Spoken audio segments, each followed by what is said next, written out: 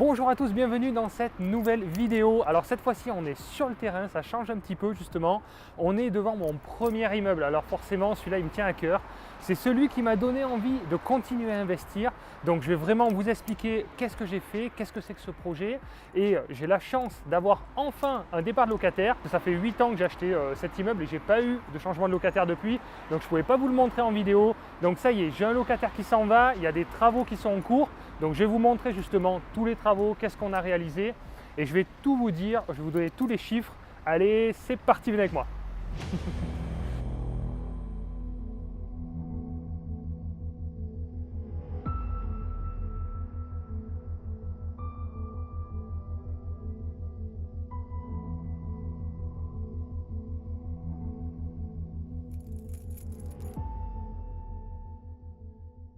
Alors voilà, là on se retrouve à l'intérieur de la cage d'escalier.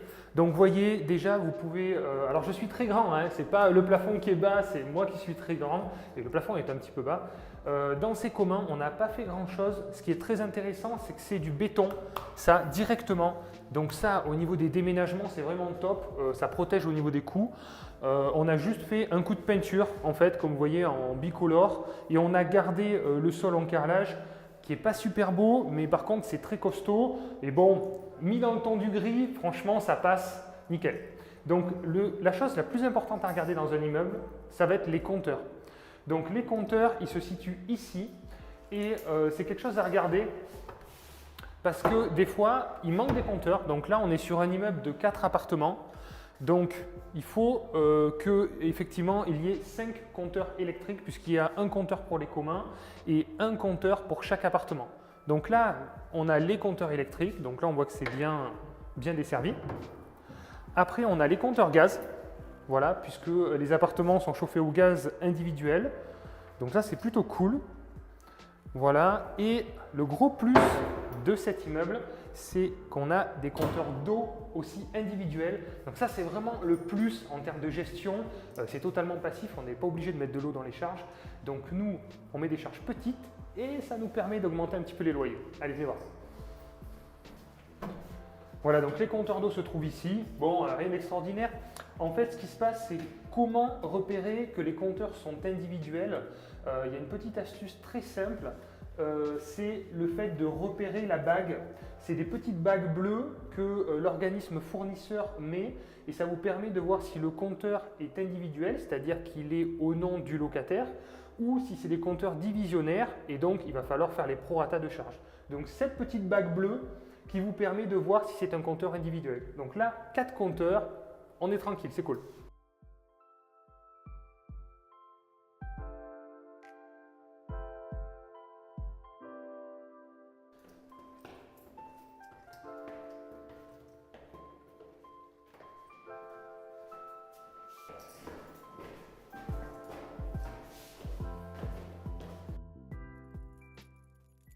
Donc c'est parti, en fait, je vais découvrir l'état d'avancement de l'appartement avec vous parce que j'ai ouvert le chantier et je ne suis pas revenu depuis. Donc on va faire la découverte ensemble et puis je vais vous expliquer tous les travaux qu'on va réaliser dans cet appartement. C'est parti. Donc bienvenue à l'intérieur de l'appartement, je suis content, ça avance bien. Je vois qu'ils sont en train d'enduire les murs, de faire passer les câbles pour refaire entièrement l'électricité. C'est souvent le problème sur ce type d'appartement. C'est un immeuble des années 70. Donc il y a souvent l'électricité à revoir. Là, il n'y avait pas de tableau. Il y avait un petit tableau qui était dans les garages. Enfin voilà, ça n'allait pas du tout. Donc là, on a remonté une alimentation. On va mettre un tableau général et on repasse. Vous pouvez voir, on a fait des saignées un petit peu partout pour refaire entièrement l'électricité. Alors, on peut faire la visite en même temps. Donc, c'est un appartement. Alors, F3, F2. Là, celui-ci est ouvert. Normalement, c'est fermé. Donc, il y a 4 appartements F3 dans cet immeuble-là. Donc, il y a 2 petites chambres, un salon et une cuisine. Voilà. Ce qui est très intéressant, c'est que l'appartement est assez bien desservi. C'est-à-dire qu'on a une chambre de ce côté-là qui donne sur la partie arrière. Et d'ailleurs, c'est plutôt assez agréable. On a une vue voilà, assez calme. Donc ça, c'est plutôt cool. Et on a une chambre qui est de l'autre côté. Donc ça permet justement d'avoir voilà, 2 opposés. Donc ça, c'est plutôt bien quand on a une vie de couple ou de famille, quoi. Il y en a un qui dort, il y en a un autre qui est dans le salon, on ne se gêne pas et je trouve que c'est cool. L'agencement est pas mal. Allez, je vous montre un petit peu comment c'est disposé. Alors là, on arrive, donc on a un couloir qui dessert une cuisine et là vous avez le salon et donc une deuxième chambre et une autre chambre qui est juste derrière. Donc on va aller dans la cuisine. Bon alors là c'est le chantier complet, il y a beaucoup de choses à faire. Donc là il y avait bien sûr, comme ça se faisait avant, une cuisine à l'ancienne avec un évier posé comme ça, juste simplement un évier. Il n'y avait rien d'autre, donc c'était les locataires amenaient une gazinière, ils amenaient leurs affaires et c'était tout ce qu'il y avait, quoi. Donc là bien sûr on repart à neuf. Donc là on va poser du placo parce que le mur est en très mauvais état, donc des fois c'est plus intéressant de poser du placo. On va faire une belle cuisine équipée avec meubles bas, four, plaque, haute, tout ce qui est électroménager, bien sûr on va mettre de la qualité, donc n'essayez pas d'économiser sur l'électroménager parce que le pas cher va vous coûter cher au final. Et on va mettre un maximum de meubles sur cette partie-là. Et ici, on peut éventuellement mettre une petite table avec des chaises. Qu'est-ce que j'ai fait sur cet immeuble quand je l'ai acheté? Je l'ai payé, allez, je vais vous donner quelques chiffres, je l'ai payé 185 000 € et il y avait 15 000 € de frais de notaire plus quelques travaux. Ce qui concerne, donc qu'est-ce que j'ai fait comme travaux quand je l'ai acheté? Ça a été un appartement qui était à rénover, puisque 3 étaient loués. Et donc j'ai rénové un appartement et j'ai fait le double vitrage et le PVC, les volets en PVC. Voilà, sur tout l'immeuble pour partir avec quelque chose de propre, de sain et de bien isolé. Donc là, rien de particulier. On a mis du double vitrage. Voilà, volet double vitrage. Et après, alors là, on a économisé un peu sur les volets. C'est quelque chose que je ne fais plus maintenant, mais c'est mon premier immeuble. Et je ne regrette pas parce que les volets ont quand même bien vieilli. C'est des volets, vous voyez, en PVC. Voilà, qui se rabattent. Donc ça, clairement, c'est pas très qualitatif, mais ça a le mérite d'être neuf et d'être encore en bon état. On le voit 8 ans plus tard. Donc je ne regrette pas. Ça coûte vraiment pas cher. Je crois que pour tout l'immeuble, j'ai dû en avoir pour 2 000 €. Donc voilà, tout est une question de choix. Dans les travaux, on ne peut pas tout faire. On essaye d'avoir une bonne valeur perçue, mais sans que ça nous coûte trop cher. Il y a certains travaux qu'on a envie de faire, comme par exemple le ravalement de façade. L'immeuble n'est pas super joli en soi, j'aurais aimé faire un ravalement de façade, mais clairement ça m'aurait coûté au moins 15 000 € et c'est pas pour ça que j'aurais loué plus cher. Donc j'ai préféré reporter cette dépense à plus tard ou quand ce sera vraiment nécessaire, mais c'est pas quelque chose qui va me permettre d'avoir une rentabilité immédiate. Alors qu'avoir du double vitrage PVC ou avoir des volets en bon état, ça clairement c'est quelque chose qui est très important. Donc je vais vous montrer après la suite. Alors c'est un petit F3, hein, 50 mètres carrés, c'est vraiment petit pour un F3, mais malgré tout, on a tout ce qu'il faut. Donc là, on a une salle de bain, enfin une douche, une salle d'eau, on va dire ça, parce qu'une salle de bain, c'est quand il y a une baignoire. Où là, clairement, on va essayer d'optimiser l'espace. Donc clairement, sur l'autre appartement, on a fait comme ça. On a fait une douche à l'italienne ici, en fait, avec une paroi de verre qui arrive à peu près jusque là. On met un bac extra plat. Là, on va mettre un radiateur sèche-serviette, tout simplement. Et puis là, on va enlever ce vieux meuble finalement et mettre un beau meuble vasque, voilà, beaucoup plus moderne avec une lumière et voilà. Ensuite, ce que je conseille pour les salles d'eau, c'est de mettre de la faïence jusqu'en haut parce que clairement, il y a beaucoup d'humidité. Alors, bien évidemment, il faut mettre une VMC. Donc là, c'est évident. Maintenant, on ne fait plus d'appartements sans VMC. Il faut absolument mettre une VMC.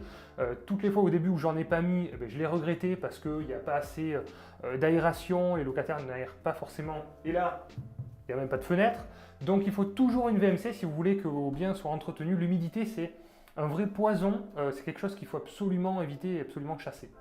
Donc VMC et toujours de la faïence jusqu'en haut parce que la peinture elle va craquer au bout d'un moment et la faïence ça coûte pas très cher quand on prend de la faïence. Moi je prends de la faïence presque premier prix, ça me dérange pas trop parce que dans une salle d'eau ça vieillit bien au final, il n'y a pas de problème. Mais au moins on n'a pas les fissures, on n'a pas tout ce qui est craqué et tout ça. Donc voilà, au niveau de la salle d'eau, il y a un peu de travail mais c'est tout petit mais il y a ce qu'il faut. Donc c'est l'essentiel, ça marche. Voilà, après, il y a les WC qui sont séparés. Donc ça, c'est pareil, c'est un petit détail, mais c'est un plus. Hein. Donc là, clairement, on va mettre WC suspendu. Hein, on va faire un petit coffrage. On va faire du carrelage à mi-hauteur, voilà, à 1,20 m. que ça fasse propre. Et au-dessus, un petit coup de peinture et l'affaire est dans le sac. Alors ici, en fait, on rentre donc dans la deuxième chambre qui a été ouverte sur le salon. Ça, c'était l'ancienne locataire qui est restée plus de 30 ans dans le logement. Ça, c'est juste incroyable. Une locataire qui reste 30 ans dans un logement, c'est vraiment top. Donc moi, j'ai acheté l'immeuble, elle était là. Et là, elle part, non pas parce que l'appartement ne lui plaisait pas, mais parce qu'en fait, elle a son père qui a des problèmes de santé, elle se rapproche de lui pour s'occuper de lui. Mais voilà, en fait, l'appartement, s'il n'y avait pas eu ça, elle serait restée jusqu'à la fin, quoi. D'ailleurs, dans cet immeuble, en dessous, j'ai une locataire qui est là, pareil, depuis plus de 25 ans.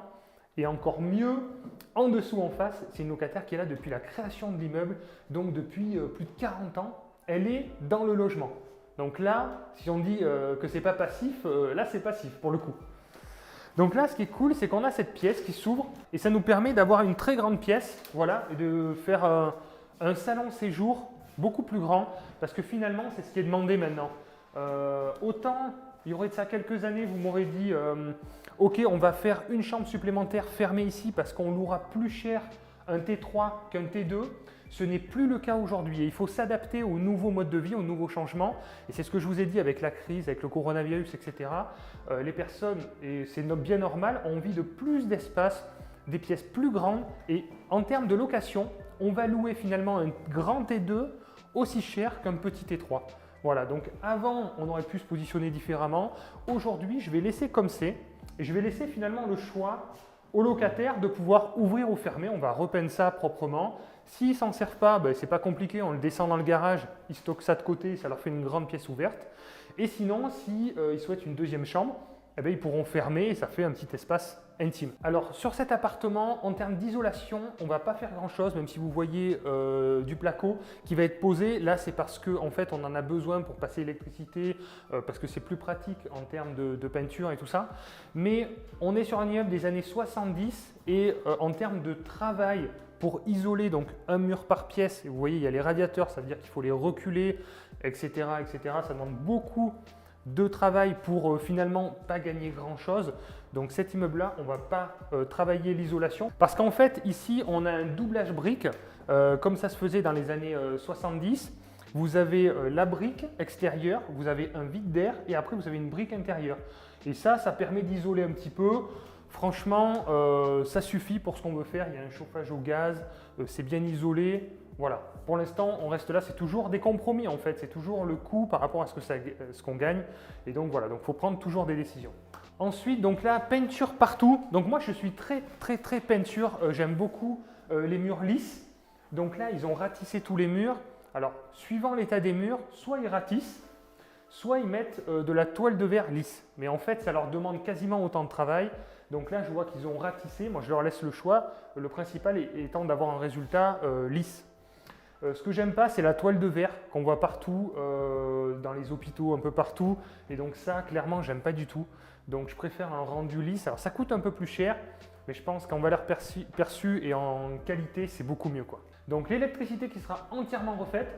Comme vous pouvez voir, on a fait les saignées, les boîtes d'encastrement. Donc là, il y a un vrai travail d'électricité sur cet appartement.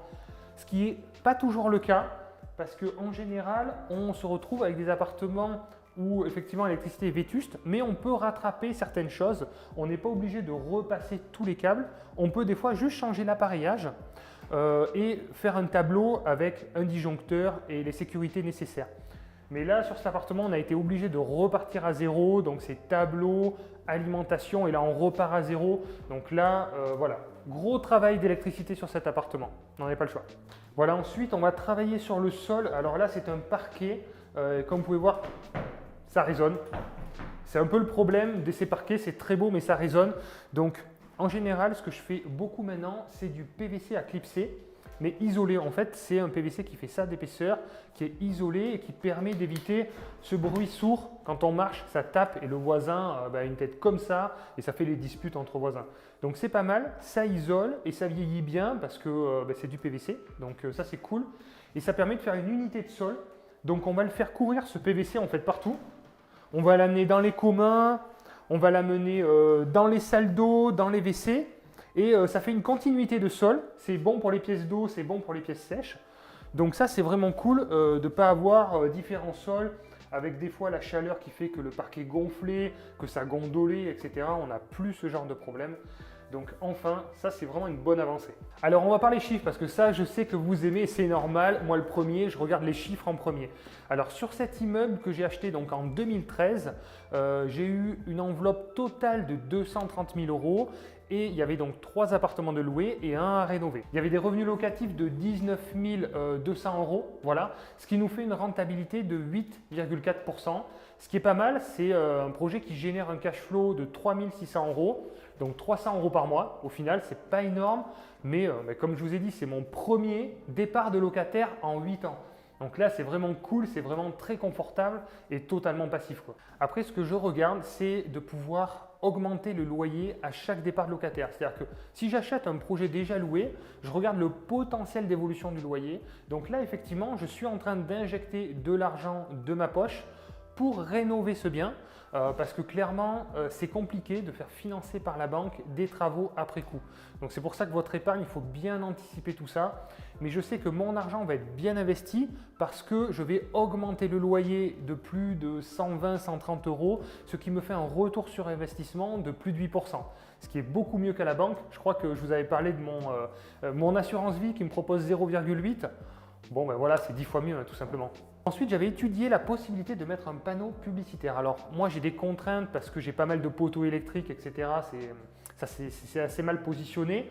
Mais sachez-le, quand vous avez des immeubles, on n'y pense pas forcément, vous pouvez faire mettre des panneaux publicitaires pour augmenter votre rentabilité. Donc je sais que si j'avais eu la possibilité de faire ça, j'augmentais ma rentabilité un petit peu, je pouvais percevoir un loyer entre 1 500 et 3 000 euros par an, suivant le passage, suivant où vous êtes et le type d'affichage proposé.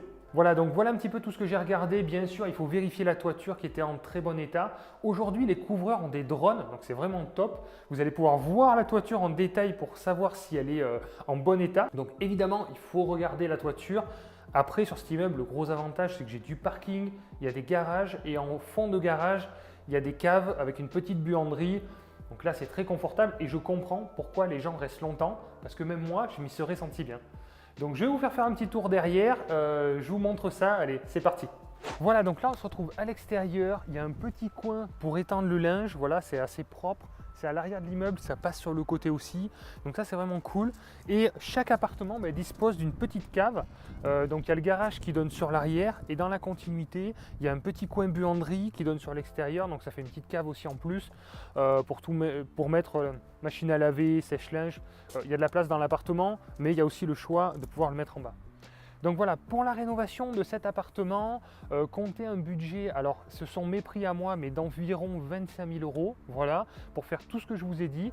On repart quasiment à neuf, hein, voilà, vous l'avez compris. Après, ça reste quand même un petit appartement, donc voilà, si vous savez calculer, vous avez vite calculé, ça fait du 500 euros le mètre carré. On reste sur de la rénovation simple, seconde œuvre, sans le double vitrage, les volets et tout ça.